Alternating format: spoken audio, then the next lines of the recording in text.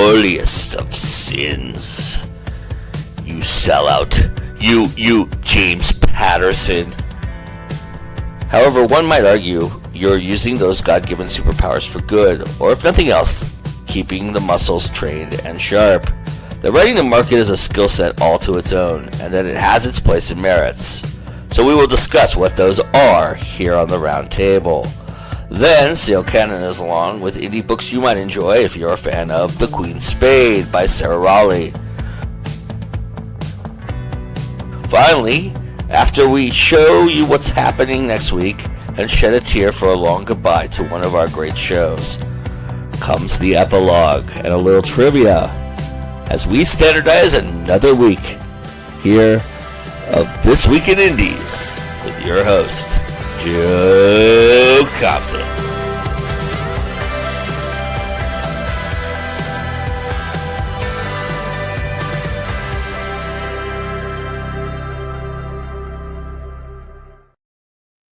Yes, good morning, good afternoon, good luck, good evening, good tidings, all the good things that we could come up with this morning and today. And welcome to another episode of This Week in Indies. I am indeed your host, Joe Compton, and I'm excited to talk all about the wonderful world of writing to market. I think I have a really, really good plan to do just that. And so I'm really excited to introduce you all to them. And we'll say hello to the people who are here. Anita, Miss Alicia, it's nice to see you both. And speaking of that wonderful, wonderful, beautiful panel, here they are, everybody. Let's go around the room, say hello, tell everybody who you are. All right, Lily, start us off. Hi, everyone. I'm Lily Lucchesi. I am USA Today bestselling author of urban fantasy and paranormal fiction. I also write romance as Samantha Calcott and dark to-market romance as S.L. Sinclair, and I am the owner and co-founder of Partners in Crime Book Services. Awesome. Tiffany? Hi, I'm Tiffany Vega. I am co-owner of Outsider Publishing Company, and I do write under Tiffany Vega. You can find all of my information here at outsiderpublishingcompany.com, and the series that is actually posted behind me, Yord's Curse, is my first attempt at writing to market. Yes. All right, Deborah? Hi, I'm Deborah Parmley, and I'm a multi-genre author, indie author, and I have done both, writing to market, not writing to market, and now I'm trying to write all the things. Awesome. Well, welcome. And certainly not least or last, Mr. David Green. Hey, I'm David Green from Galway in Ireland. I write fantasy. I am a trained editor, so I do proof edits, development edits, structural edits. I ghostwrite for people, and I am second to only one person in the world when it comes to people who love Tolkien, and that person is Joe Compton. You bastard. All right. So before we get into the financial aspects of all of this and the obvious end game and everything, I am curious when you decided to do a right to market aspect of your livelihood, business. Did you always have in some way and somehow an idea that your skill set was going to be involved outside of writing the passionate, beautiful, creative things that you all write that we know we make no money on, or did you run into something where somebody said, "Hey, would you do this for me?" and that's how it started? How did you all get started with the idea of writing to market or editing or any of the services that you provide that helps somebody get to market? Well, editing to market is something that I've always done. The first thing that I started doing when I was editing, most of my clients were to market. And so I think with every editor, and I've also started to ask clients now, do you want me to edit this with your intent to market, to make a profit? Is this a passion project? Do you want it left alone and hope that the market takes it anyway? And I had all sorts of answers, but editing to market is very specific, and there are very specific things that need to be done. Whereas my clients who come back to me who don't want to market, and this is just a passion project, they don't care if their voice doesn't fit the market. They don't care if the plot doesn't have the exact thing that the market's looking for. I don't have to look at those plot wise and content wise as closely, but my developmental and line edits are very different if you're telling me this book is to market. And they can also tend to take longer as well. So that's another reason that I asked, what are your intentions publishing? And it sounds very odd to say that you're asking someone that, but at the same time, it's necessary. But as a writer, I always wanted to market. When I wrote the Paranormal Detective series, which was my first series, that was always an intent to market. I had large fan bases for other pieces of media that I wanted to market to. I never got into this. I got into this because it was my passion, but I always got into this to reach as many readers as possible. And if you want to reach as many readers as possible, you do have to want to write to market, even if it's not what the market states is hot right now. Your intent, once you're done with your first draft, should always be, how many people are going to actually enjoy this? What is the largest market that I can reach? Because let's be honest, we all write for ourselves first, but we also write because we're readers, and writers want readers. It's not a bad thing. I would agree with her. Like everything that you write, you're going to want somebody to read it. But the way that I went about writing my Element series compared to my Yours Curse series is very different. The way that I word things, what I added into one series compared to the other is different because the Elements is a passion project. That's been something that I've had the idea in my head since I was 15 years old, and I wanted to be something I wanted to read more than I wanted other people to read. Where with Yours Curse, I want readers from it, so I went about it a different way. The second book is coming out soon, and it is a little bit more spicy. And I've never written spicy scenes because that's what's hot right now. So it is more to push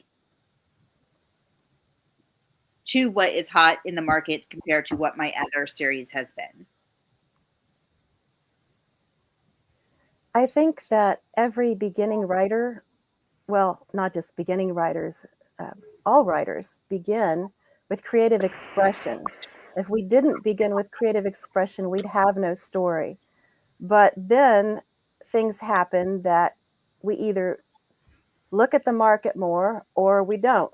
And for me, because I started out traditionally, when I first wrote, my first book was a Western historical romance. I followed that up with a contemporary with a Marine set on a cruise ship.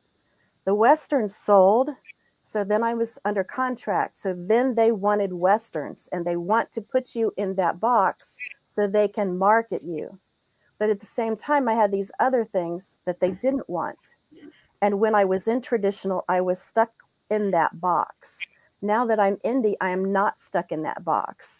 And because traditional branding and marketing advice does not work for me, my brand is multi-genre. And the best way I can explain myself to anyone is to say that I share a birthday with Prince, and I can't imagine somebody saying you will only play one instrument. Well, I have a lot of the same qualities he had as far as creative, the way my creativity works. I must write in more than one genre, or I'm very slow, or I'm writing this for me and that for you because of the contract. So I've had a progression of doing the creative and doing the market. And now that I'm indie, I can try to find the balance between the two. Because at the end of the day, if you're asking someone to put their hard earned money toward a book, then it's got to be a book they want to read, that they like to read, which has nothing to do with being making the wildest creative thing you could possibly think of. Well, they might have never seen that thing because it didn't exist before you created it. So they're going to look for something they enjoyed before because they know they enjoyed that. And that's how we end up with these favored tropes. And, what ends up being formulaic is actually the reader saying, I want more, I want more, I want more. So it's a balancing act, trying to pull in that creative expression and then trying to pull in that, someone needs to buy the book or there won't be more books because you've got to pay your cover artists and your editors, right? So it's a big juggling.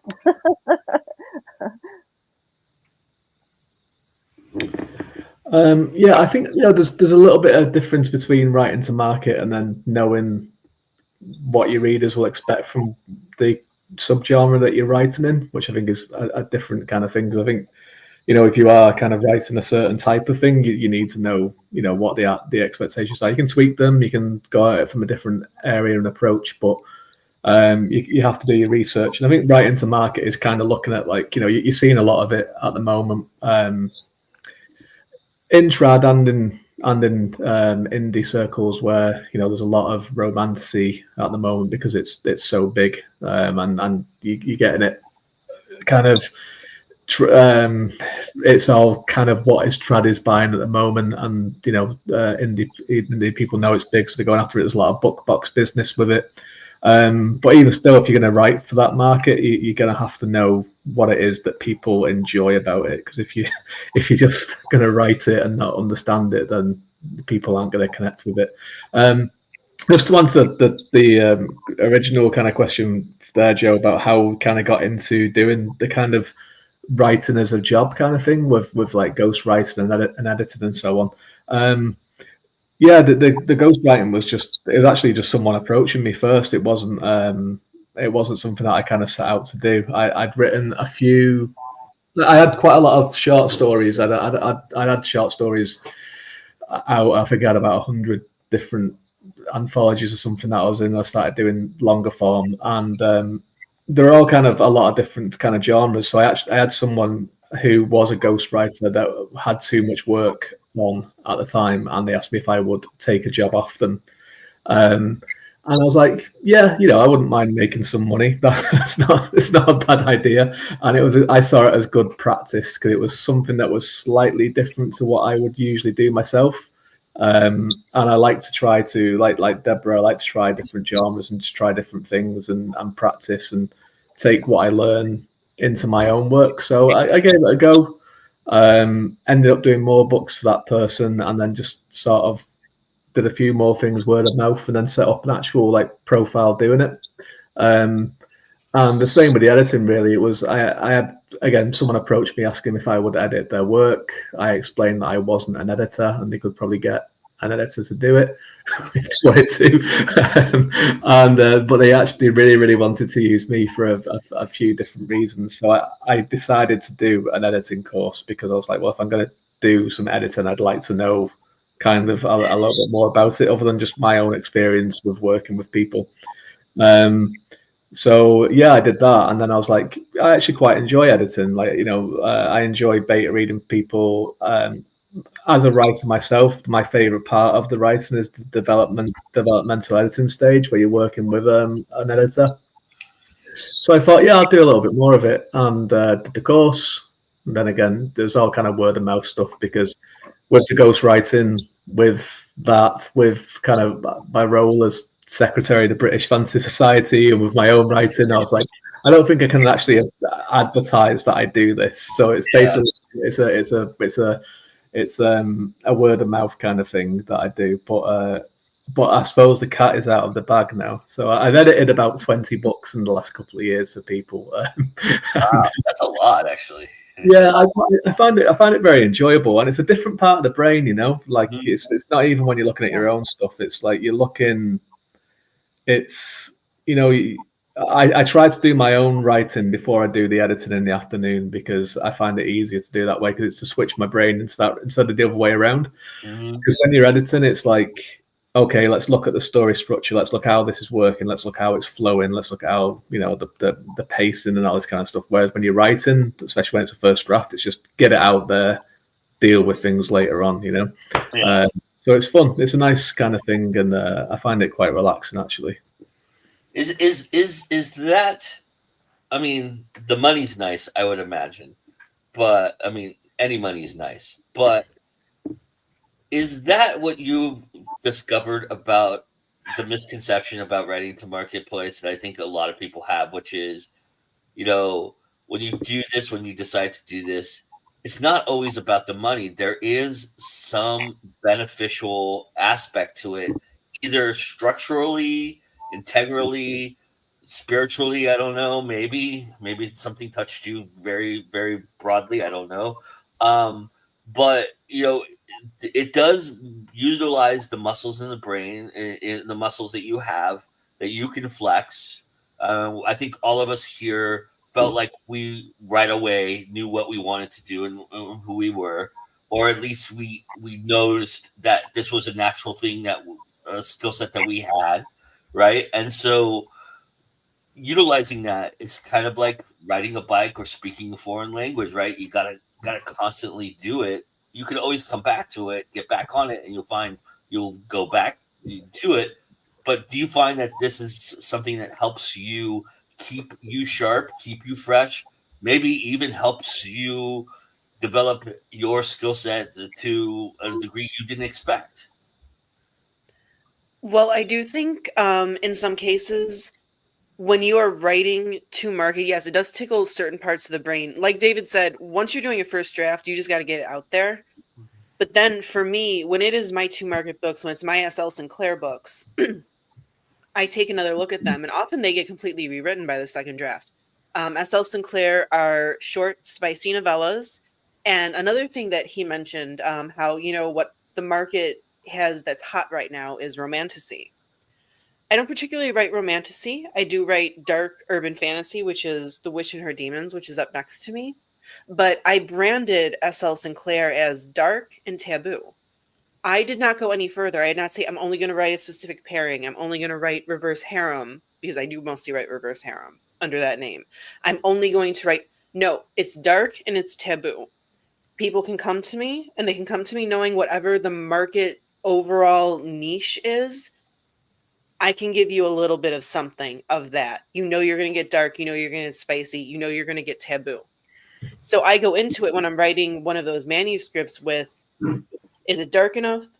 Is there that taboo, forbidden element there?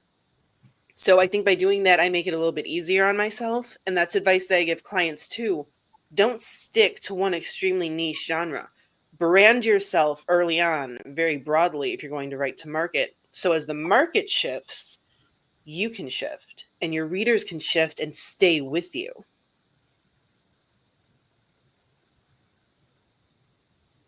How about for you, Deborah? Do you find that it helps you out with your muscles and keeping you sharp? Well, I've tried it several different ways.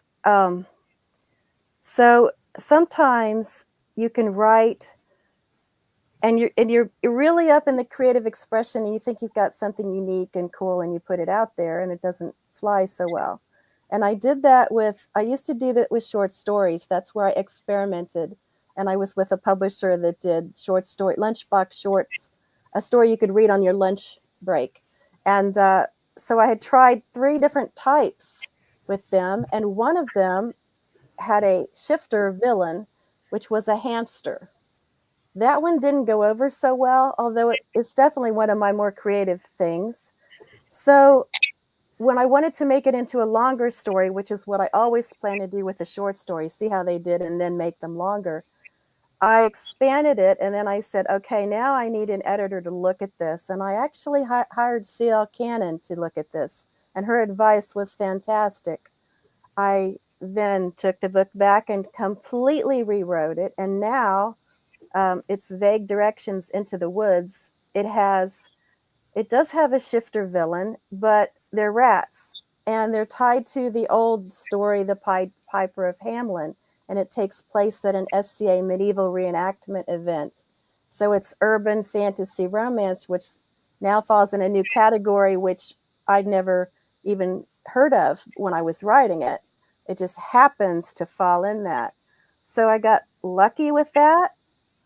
It's hard to time things to know what the market's going to do, and what's going to be hot this year won't be hot next year. So juxtaposing against that, I've got another change of scenery, which I wrote way before COVID happened, and it's got a shot that the government's forcing people to take. It's got people being sick. It's got big pharma, big food controlling things, all this stuff. Well, then 2019 came around. Nobody's going to want to read that story. Absolutely no one. And I'm not sure they'd want to read it now. So it's almost impossible to judge what's going to be hot, when it's going to be hot, and when it's going to flip and not be hot. I think you missed a moment. You know what the number one movie on Amazon was during the pandemic? Contagion. Yeah. Yeah. I should probably do something with it now, but honestly, every time I pick it up and work on it, it's like, oh crap, do I want to do this? I don't know. So you run into that is what. So you're encouraging me to finish it, Joe. Thank you. It's supposed to be a trilogy, and the other thing that happened along the way is that the editor at the house that originally took the novella, she passed, and we'd planned the 3-book, and so every time I work on it, it's difficult because I have all of that, connected into it. So, but I need to just get it done and get it out there. You're right. Yeah. Thank you, Joe. How about for you, Tiffany? Do you feel like you're exercising some muscles? I think when I think about writing to market, I think about like the muscles of actually marketing your product. So why I'm writing it, I'm trying to come up with marketable quotes or lines from the story that when I do get it complete, that I can use those to market to my audience. So of course, it being more of a spicy series, picking out the quotes that I can market to these spicy readers are always like trying to be ran in my head. Like, how can I say this to make it marketable to readers that are going to want to read it? Because I'm so used to writing just what I want to read, I have to change it around to make it where other people are going to want to read it. So I'm using different muscles than I am when I'm just normal writing for like my passion projects. So it's definitely using a different set of muscles or exercising a different way those muscles. How about for you, Mr. Dark and Taboo? Look, I've just been told it so many times I can barely remember the number anymore. I think one of the good things about kind of writing or working on something that has been kind of written with a wider audience in mind is to identify the commerciality of it, and just seeing what it is that sets it apart from something that would be kind of like, a smaller audience compared to a wider audience. And then if you can kind of identify that, then you can bring that into your own work and kind of say, well, you know what, this doesn't have this thing in it, and I'm okay with that because that's not what I'm looking for with this. I'm okay with this being a passion project or a smaller audience, or it's going to be more niche, or it's going to be going towards a particular audience. Whereas you might have something and go, you know what, I actually want to develop this into something that would be, transcend subgenres to an extent, or if you are deciding that you want to kind of look for an agent and look for a traditional route, then commerciality is important. So looking at those kind of things and seeing that is really, really important thing to identify. And some people just are able to do it without even thinking about it, because maybe the stories that they like are the things that they are passionate about are just commercial things, that they're just ones that appeal to them.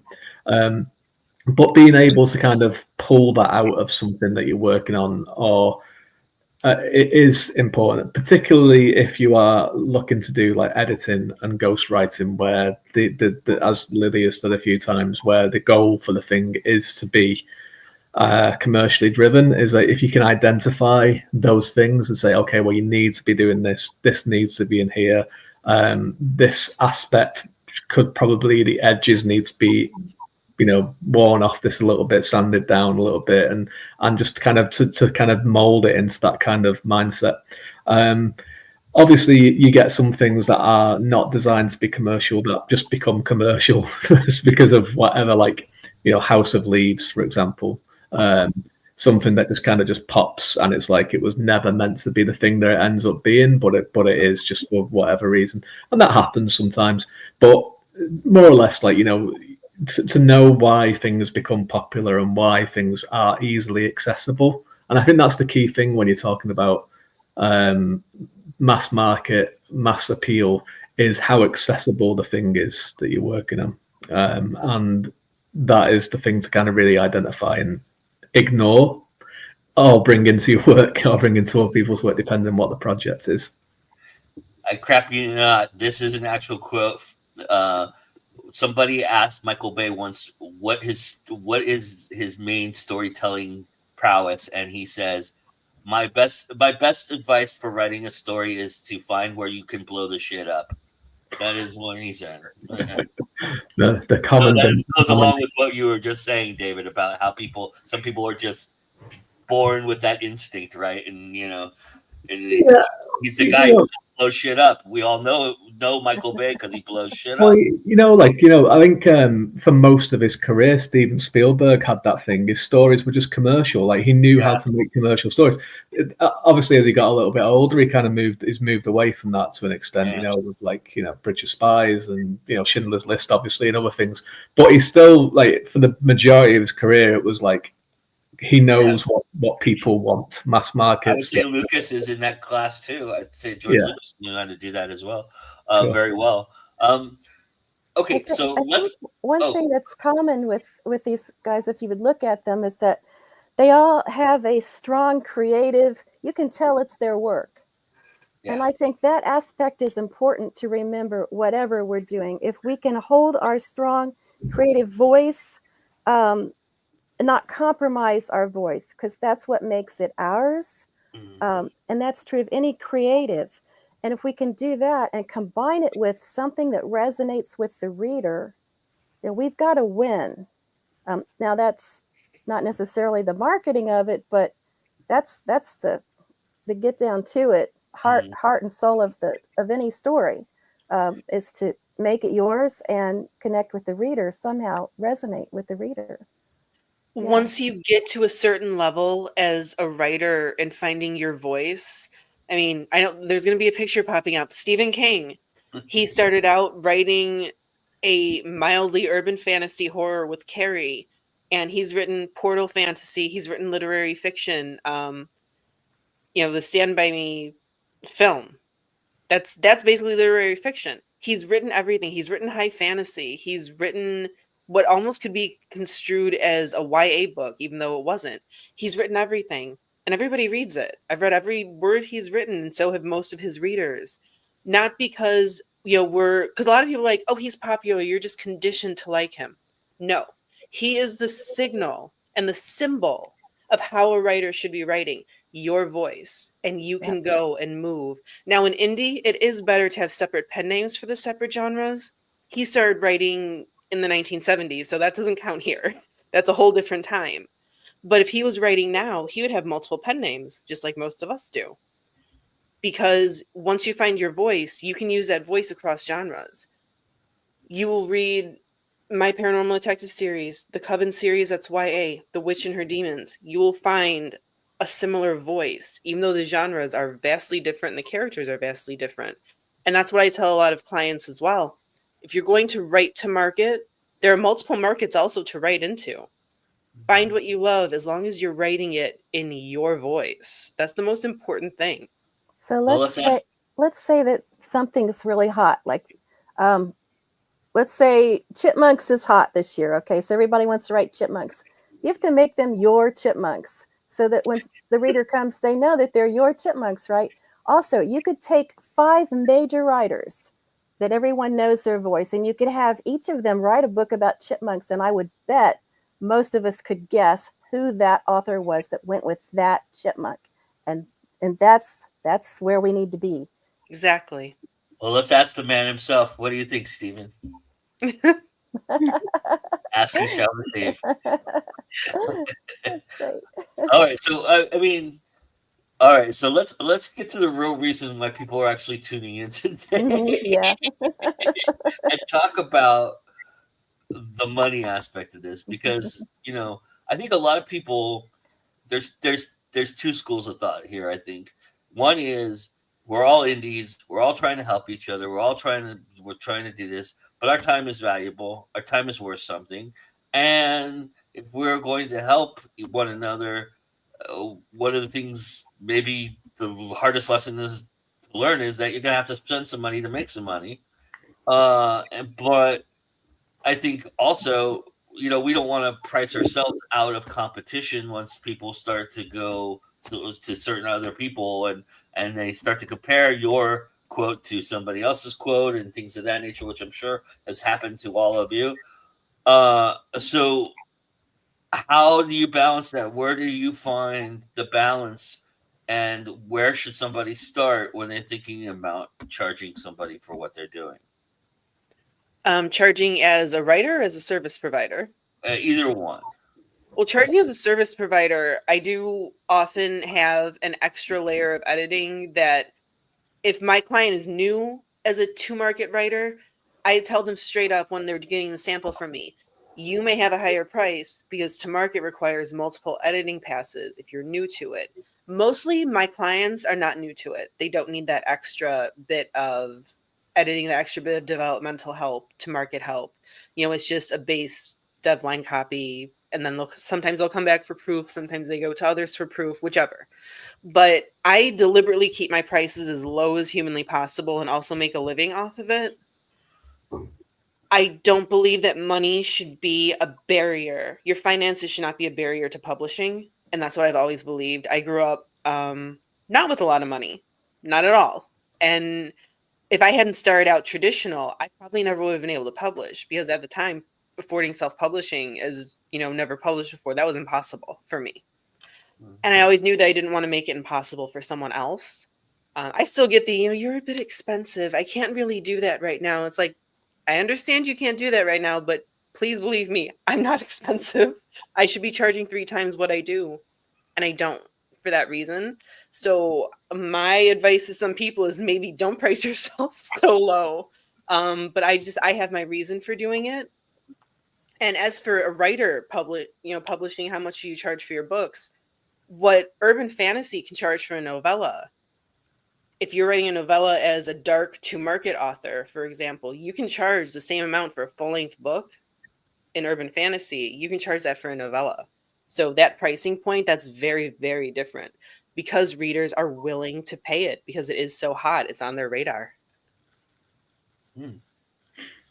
I gotta say, because I'm looking to have Lily edit one of my books. I've checked her out, and she is very inexpensive. And I was actually surprised when I went to her website and saw her prices, because as an indie author, I paid almost $800, for my very first editing, and that was all out of pocket. Have I made my money back on my first book? No, I have not. However, with my other books that are more to market, I can charge a little bit more because they're hot and people are buying them. Now, when this phase of the market goes away, I will probably have to adjust my prices to put them down so people would be willing to read them. But one of the best tools that I can use is Publisher Rocket, and it helps me compare what other people are charging compared to what I'm charging, so I can keep up with market trends and, keywords to use for marketing. So marketing, as far as the pricing, for me depends upon where in the market I'm pricing it, and I'm wide. So for me, distribution is the first thing I look at.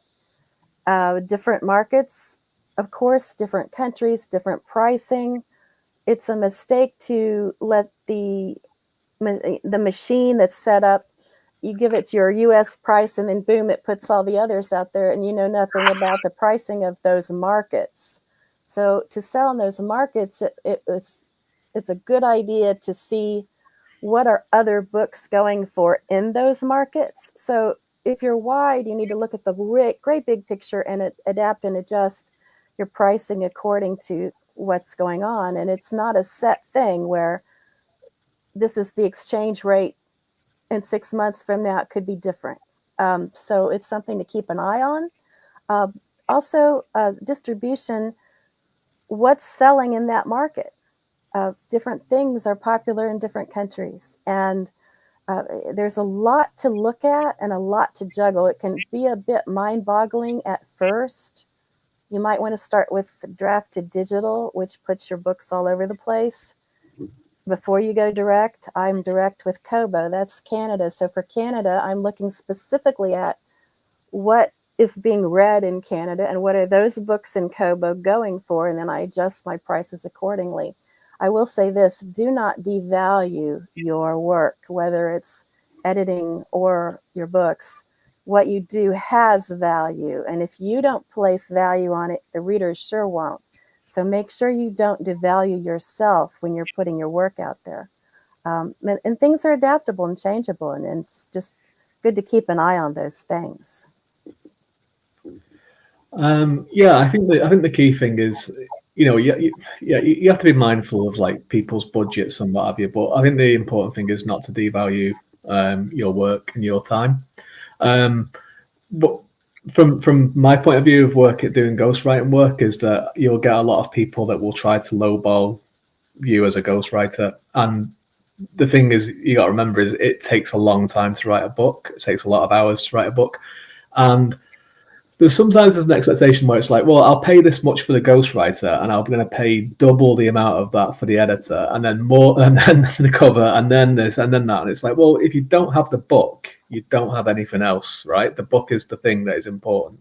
So just, you have to kind of fight your corner on it a little bit. And there is that thing where the people will shop around. There will be people that will offer very, very low prices just to get the kind of work. But I think you just got to just back yourself and just know that from experiences we've all done, we're all done self-publishing, we've all done indie work, is that a lot of the time, unless you come across someone who is just exceptionally good, but their prices are like really, really low for whatever reason, you're gonna get what you've paid for.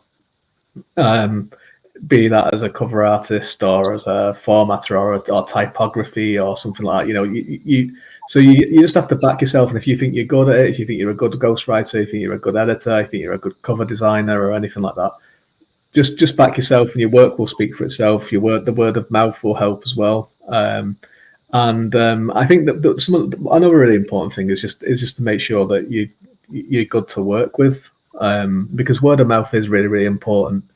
And when you kind of combine all that together and you are good to work with, but also as an editor, for example, if being good to work with also means telling the writer exactly what it is they need to know, not what they want to hear. You have to be like, this is what you need to know about this book, and you might upset them, but that is just part of it. And then after a week or so, they'll probably come around to it and go, you know what, you were right on this. In all the books that I've edited, I've only ever had one writer who just completely disagreed with an edit and was like, no. And they went to someone else to get it re-edited. And I know the person they went it with, and they gave them the exact same feedback. So this person ended up paying for 2 different editors to tell them the exact same thing about the work. And the way I always do that with people is, as I say, you may not like what I have to say about it, but I'm just saying this because I want the book to be the best that it can be. You can agree with it or disagree with it as much as you like, but I want the book to be good. So it's coming from a place where I'm not trying to hurt your feelings or whatever. Yes. But that is all part of being a good editor.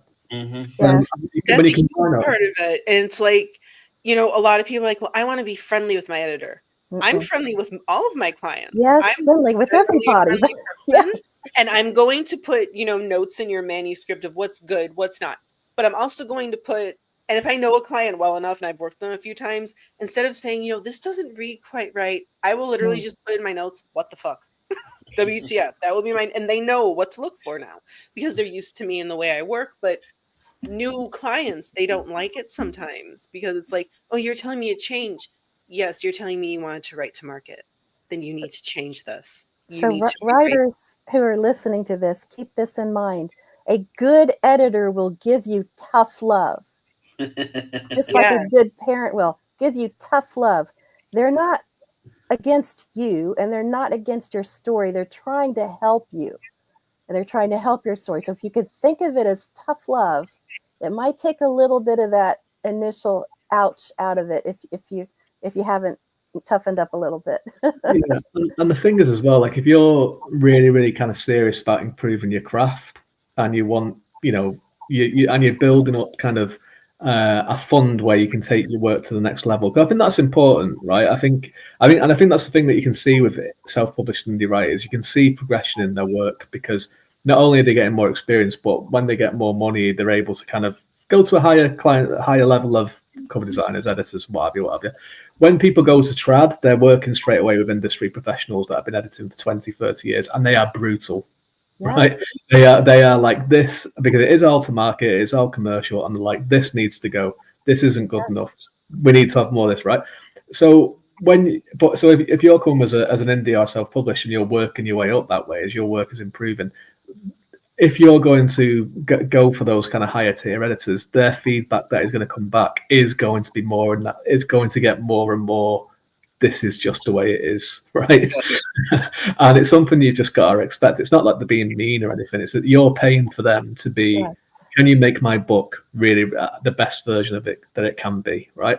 And at the end of the day, from an editor's perspective, particularly with indie and self-published, is that when you open the book, their name is at the front of the book as well, in a lot of the cases. So they want to make sure the book is really good, because you get a lot of offers from people where they look at it and go, oh, here's this editor's name again. Same with cover designers. There's this cover design. I like this cover.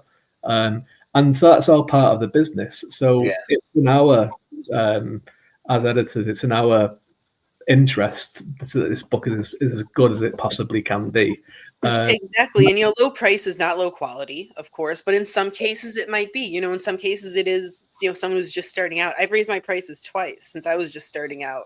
My starting prices were like, yeah, you know what? I don't have a book actually edited under my name. I've only proofread up till this point.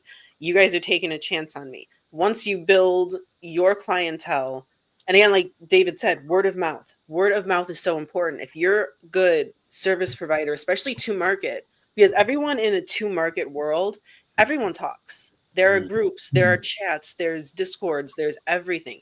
People talk. And if you are good at what you do, you want your name to come up. You don't want your name to come up as, oh, well, they didn't do anything to my book. You can't do that. They just added some commas. Right. Some editors will allow you to do a one chapter test, because Yes, I do. It's also, can you work with that person? I've worked with a lot of editors when I was with 5 publishing houses when I started, and sometimes you and the editor just don't click. You can get the work done, but it's less than pleasant working with that. It's like your sandpaper person, and I've had one that was like that, was the sandpaper person. Neither of us did anything wrong. We just weren't a click. So you do that test chapter and you can figure out, 1, their skill level, and 2, whether you click, because both of those things are important to have a really thriving working relationship. Yes. Yeah, just on that one as well, Joe, in case you want looking to move on. With that as well, when you are doing kind of like freelance work as editors, you may end up just being some stuff that you just don't like.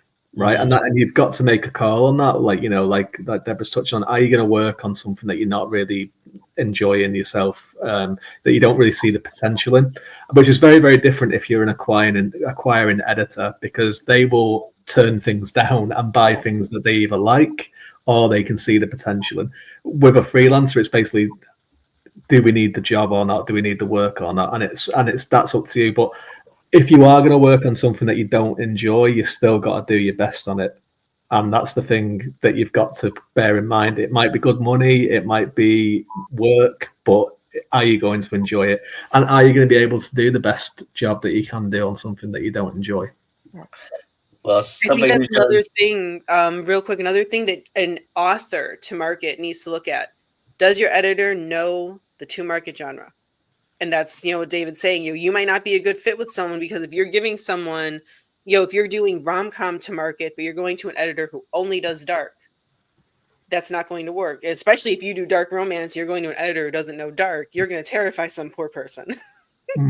So keep in mind, you need to ask, what does your editor do in the market? well, something that we do each and every week here on This Week in Indies is go to the Indie Connection. And today we have a great Indie Connection from C.L. Cannon, if you're a fan of the Queen's Spade. And so we'll do that and then come back and talk a little bit about the greatest misconceptions about writing to market.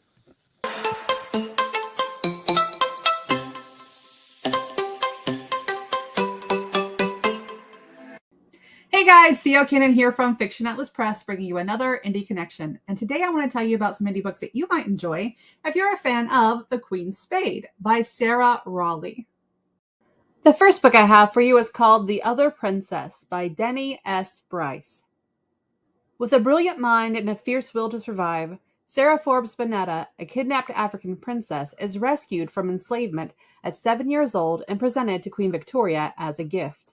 To the Queen, the girl is an exotic trophy to be trotted out for the entertainment of the royal court, and to showcase Victoria's magnanimity. Sarah charms most of the people she meets, even those who would cast her aside.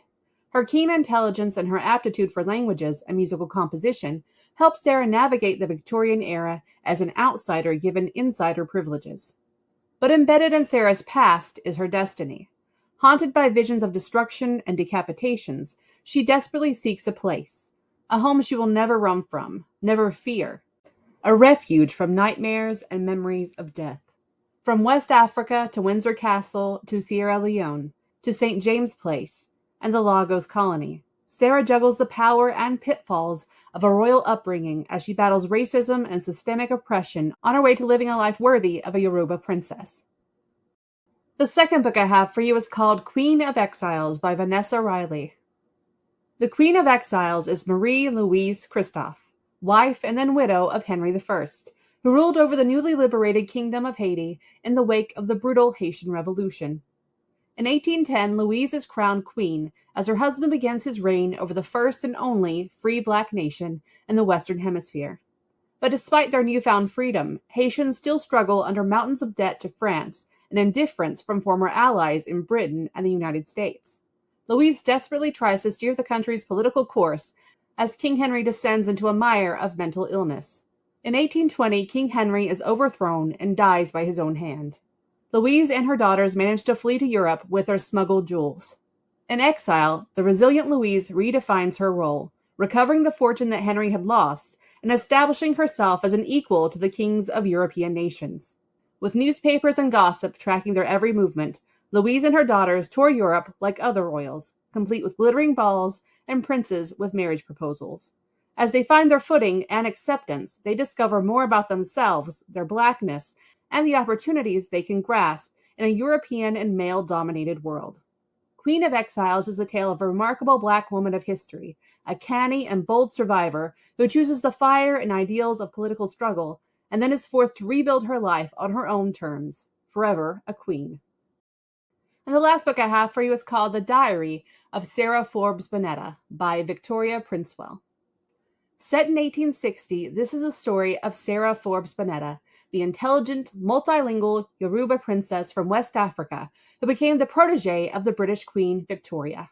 On the evening of her 17th birthday, she is told that her old name, her real name, is Aina, Omaba Aina, from the fallen Oyo Empire. Equipped with this knowledge, Sarah attempts to navigate life as a foster daughter, a protege, and a young black girl in Victorian England.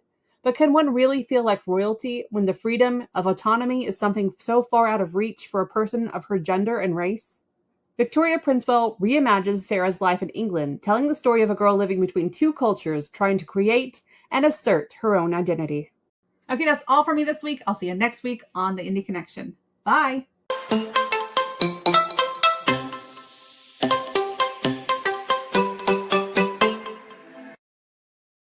And as always, those books are available for you to check out, and we encourage you to do so. And thank you to CL Cannon for another wonderful Indie Connection. They're awesome books as usual. And I wanted to kind of bring this conversation full circle and talk a little bit about your pet peeves about writing to market. What are some things that you really, the misconceptions, or you're tired of hearing about when people talk about this aspect of what we do and how we do it? Oh, my pet peeves. I'm just cut it down. I promise. Number one, first and foremost of everything. And I get this all the time from authors who have tried to write in non-romance markets. Again, there are multiple markets. To market doesn't mean just romance. It's just romance has always been the most popular genre if you go back centuries. So that's the reason that you see it and it's so prevalent. So authors who have failed to market in non-romance genres turn around and they see the success of romance and they say, oh, I wish I wrote smut. I could just write sex and get paid for it. No, honey. No, you can't. Because this is more than just sex. Now, I admit, my S.L. Sinclair name. I have a couple of novellas. Yeah, it's like 50% to, and one of them, Beyond Her Duties, that's 90% sex. It's deliberately supposed to be. Then you have The Witch and Her Demons, which is a 60-40, 60% plot, 40% sex. I enjoy writing sex. I enjoy writing detailed scenes. I enjoy it. Some spicy books have less sex. And it doesn't matter how much sex is in the book. That's not what makes it sell. So when everyone says, oh, writing to market means you're writing smut. No, it means we are writing intricate stories involving one, sometimes up to 10 partners if you're writing reverse harem or poly romance. We are crafting worlds just like you are in your other genres. So that's my number one pet peeve is everyone's like, oh, you must be making money. No, you don't go here and make easy money. You have to study whatever subgenre of romance you're studying. If it's romantasy, you really have to study romantasy. There's a lot there. If it's reverse harem contemporary, if it's paranormal, if it's urban fantasy romance, whatever subgenre of romance that you want to write to market, it takes studying, it takes work. Again, it takes hiring a great team with editors, formatters, and cover designers. It takes looking up different types of marketing. There's so much that goes into writing to market, and the biggest misconception is it's easy. No, choosing to do a straight up market pen name for me is one of the most difficult decisions and quite financially draining that I've ever made. Also the best decision that I've ever made. But new writers who want to get into writing to market, especially if you're marketing romance, if you want to write to market to the urban fantasy or Western fiction, this doesn't really apply to you. But if you're going into writing to market for romance, for steamy, for smut, don't listen to the assholes. And also don't be discouraged if your first book doesn't make money. Sometimes it takes a while to catch on. It takes a while for you to learn things. This is not an easy genre. If you're writing to market, destination is ending up in romance and smut. It's not easy. So anyone who tells you it is, Yeah, Nia said she's tried and failed to write to market in paranormal romance. All right, who wants to jump on the soapbox next? I would agree with Lily. Like, it's not easy. If anybody tells you you're writing it because it's easy, it's not easy. If anybody tells you you're a sellout, again, it's not easy, and it's not wrong to want to make money off of your market, especially if it is filling other projects that you have. And if for me, writing to market with this one will help me continue writing what I want. But if this is the only book that you know of mine and it's to market, obviously it's going to get you to read my other books as well. So like, writing to market is not a bad thing. It's not easy. It's not all smut anyways. And if it is, good for you. I mean, I am trying at the spicy stuff, and I'm learning. I can't get it, but I like to read it. So there, it's very horrible to judge people by what they're doing when you're not actually doing it yourself.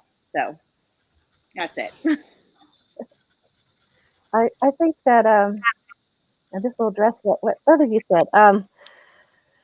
The idea that art versus commerce, two separate things, that's a false dichotomy. You can have both. You don't have to choose art or commerce.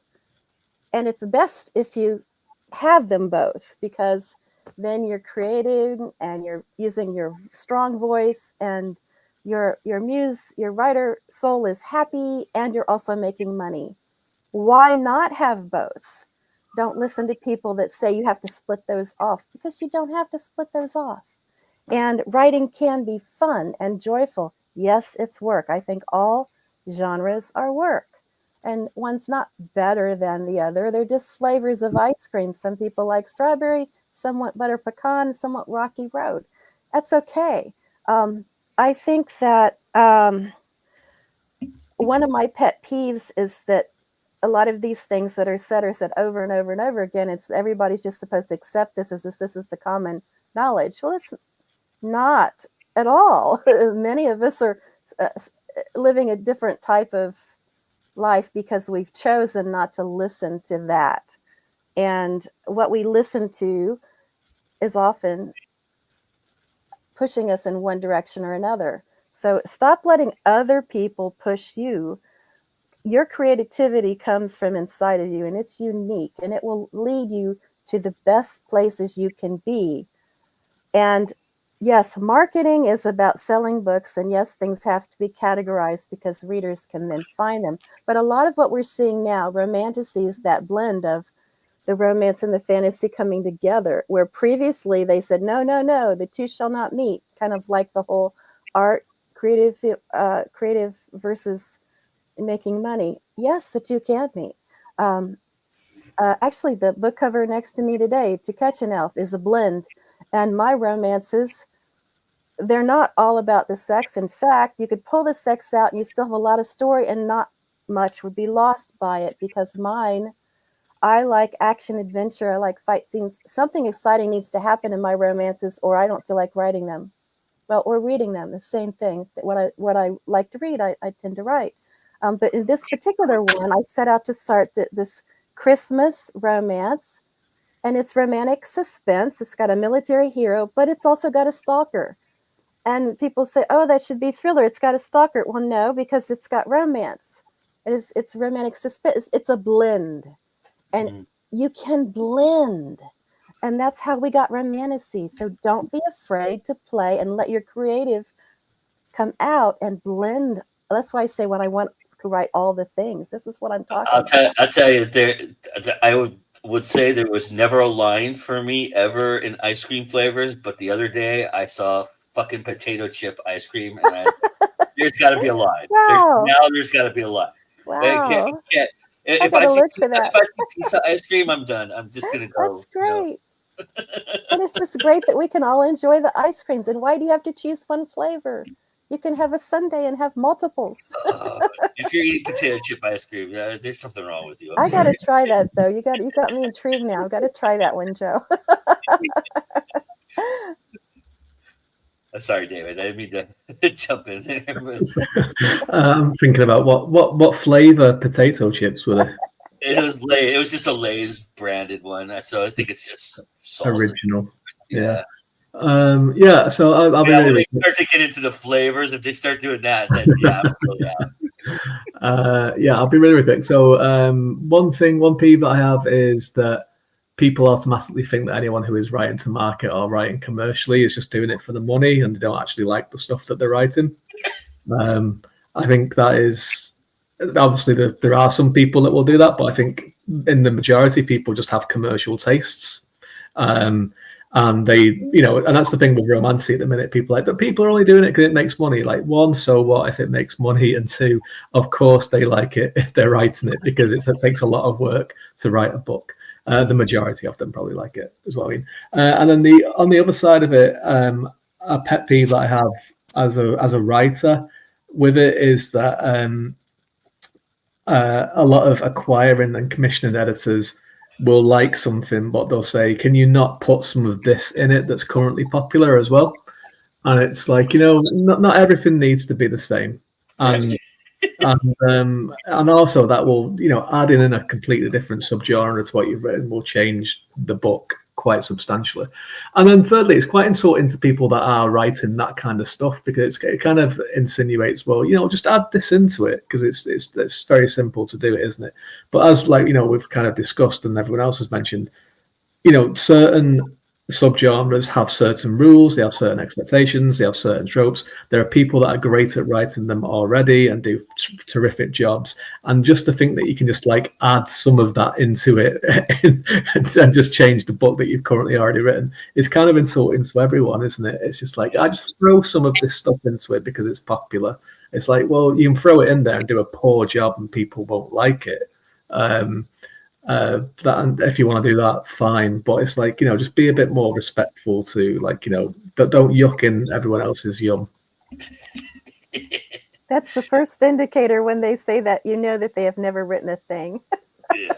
Because if they had, they would know that that's not how that works. Yeah. All right, so we're gonna play a little game coming up here in just a moment. But first, I wanted to tell everybody a little bit about what's going on here at This Week in Indies, or This Week in Indies at Go Indie Now. We have a lot of great stuff happening tomorrow night. I would sit down for what I believe is her first video interview in quite a long time, if not ever. One of my dearest and oldest friends is joining me tomorrow, and that is Miss Chrissy Moon. She's a poet and an author. She wrote some wonderful YA back in the early days of Kindle, and she's getting back into it. And so she reached out to me, and I had said, well, come do my show. And so we're going to speak for an hour on Monday. It's going to be a wonderful conversation. She's very insightful, very smart, and it is really, you can't miss it. It's going to be an awesome conversation.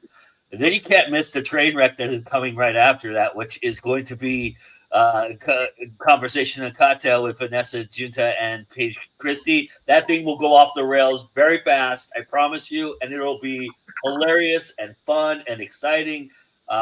These two have known each other for a very long time, and if there's drinking involved between them, having been around them and drinking with both of them quite a bit, I can tell you it is just absolutely nonstop laughing and fun. Two of my favorite people, and they will be live on Monday night as well at 9 p.m. Eastern for a Conversation and Cocktail. That's Paige Christie and Vanessa Junta hosting. And then finally, it saddens me to say, but everything has an end, even death and horror. And we are counting down the days. In 1 week, we end what has been a wonderful, wonderful run and a great series. And I'm super excited to bring you all to the end of the journey. It's the final 4 episodes of Words That Kill, all of which will premiere this week. The first one coming out tonight. I have it for Saturday, but things just happened and I couldn't get it done. I'm very close to finishing it, though. It will be done and out tonight.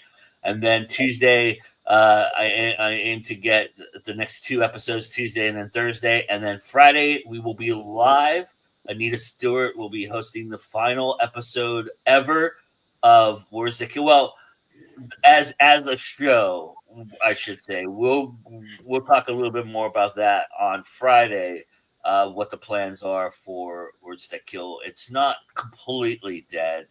As you know, you can hit something with lightning, and all of a sudden they pop back up and they're ready to kill again.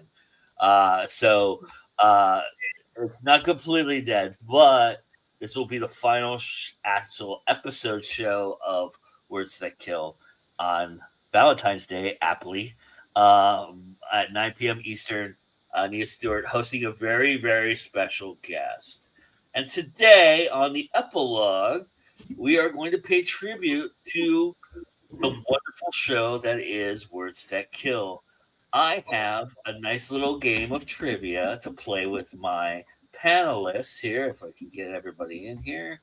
And don't worry, it's multiple choice, so you did not have to study ahead of time. But I have some questions that are all related to the show Words That Kill. And so we're going to play a little game, and I will tell you the winner will get to do what they did last week, which is say the magic words that we all say when we leave here. But also, I have a very special treat for the winner, and I'm not going to reveal that until the winner is revealed as well. So, this is going to work.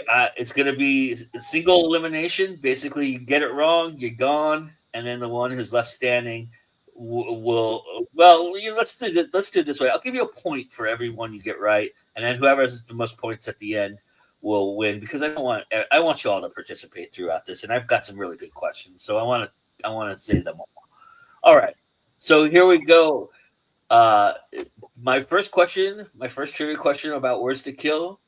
Who was the very first guest on Words to Kill? Was it A, Elaine Pascal, B, Andy Pelican, or C, Wayne Termel? Lily? I don't know first. I'm going to guess C. Okay. I'm going to guess Wayne. I'm going to guess A. Okay. David? A.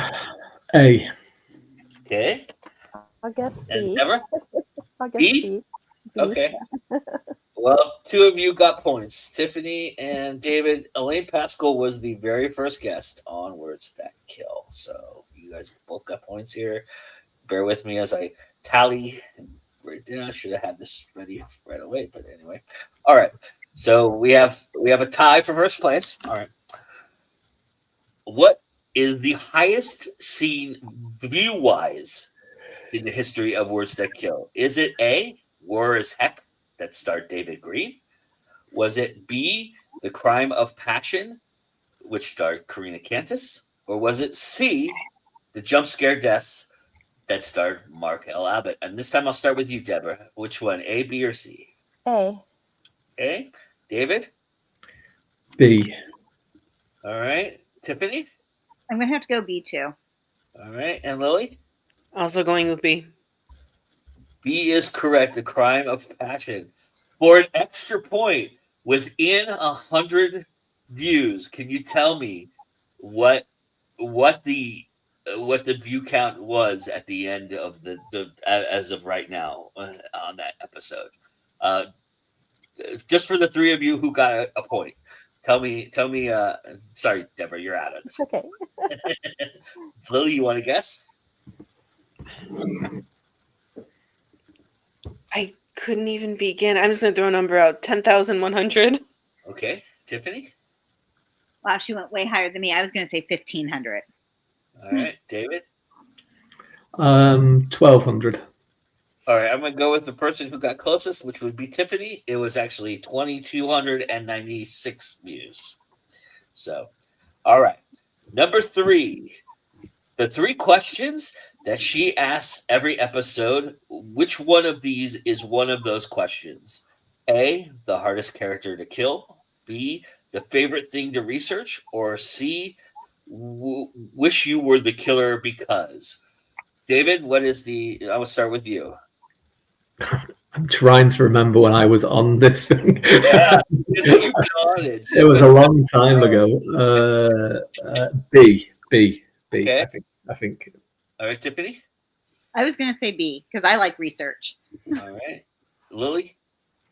I'll go with B. I've watched a few episodes and I remember absolutely nothing. Deborah. B. All right. Yeah, you all got it right. It was research. All right. What was my personal favorite episode of Words That Kill? Was it A, War is Heck, starring David Green?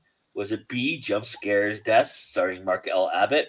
Or C, Space, No One Can Hear You in Space, No One Can Hear You Scream, with Stacey Overby? I'll start with you, Lily. I'm going to say A. Okay. Tiffany? It's either I'm going to say C. That's the space one, right? Yep. Yeah, C. David?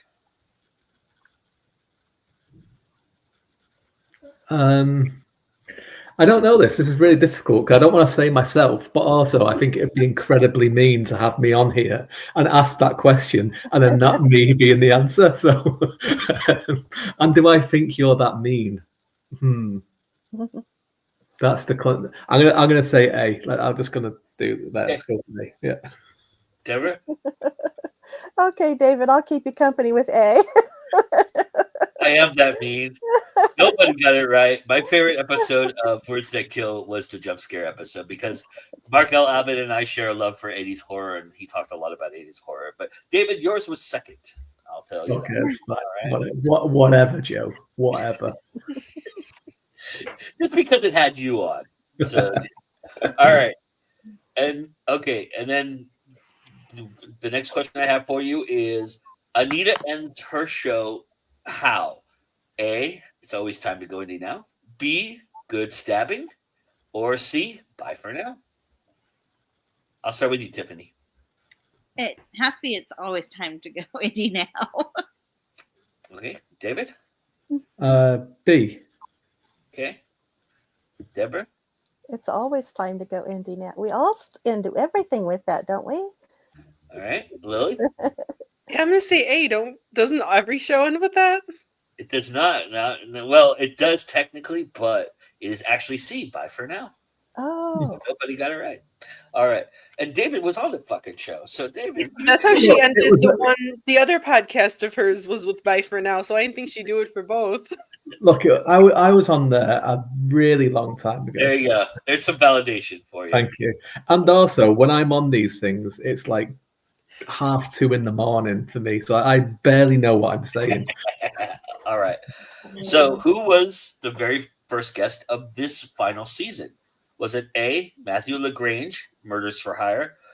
B, Karina Cantis. I didn't write down her episode, which was Crime of Passion. Or C, me, Joe's Great. I'll start with you, Deborah. Which one was it? C? Okay. I am great, but that's not, yeah. Yeah, I'm giving you a vote, Joe. Yeah, I think it was you. I think it was. Yeah, I think it is C. I think. Yeah. Tiffany, what? Come on. Well, now everybody's saying Just gonna be a I joke. thought it was Karina. So I'm going to go A. All right. I thought it was A as well. It is A. Matthew LaGrange was the first guest on. You were on it though this year. Were you on it this No, I've season? never been on Where's the Kill. Really? Oh, Okay. No. All right. So now we're gonna do this within, I'm gonna say within 3. So you have to give me a number, and whoever's closest within 3 will get the point. And I'll give you double points for this one. So that means that everybody's still eligible to win this event. Well, sorry, Deborah, you're not. But but the 3 of you are very close in points, so this will be a big one. Can you give me within 3 the total amount of episodes that have aired on Go Indie Now, Words That Kill? I'll start with you, Lily. I'm going to pull a number. And that's going to count the 4. I will just say that will count the 4 that I just showed you that haven't aired yet. I will say those will air, so that does count.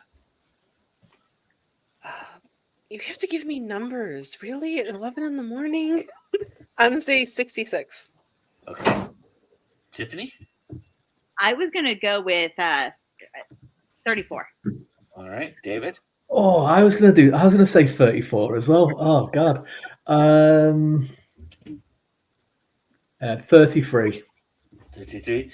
Well, Tiffany, you are the winner of this event. It is 37, actually. And you won with 7 points. Congratulations.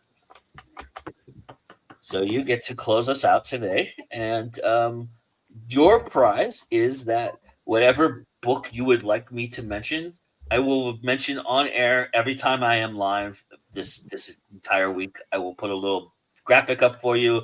Your book will be get a little market share from Go Indie Now. So whatever book you want me to do that with, you'll just have to tell me that after the show which one you want me to do, and we'll do that. All right. But that being said, let's say goodbye to everybody. So let's have Deborah start us off. Tell everybody where they can find you, please. All right, everybody.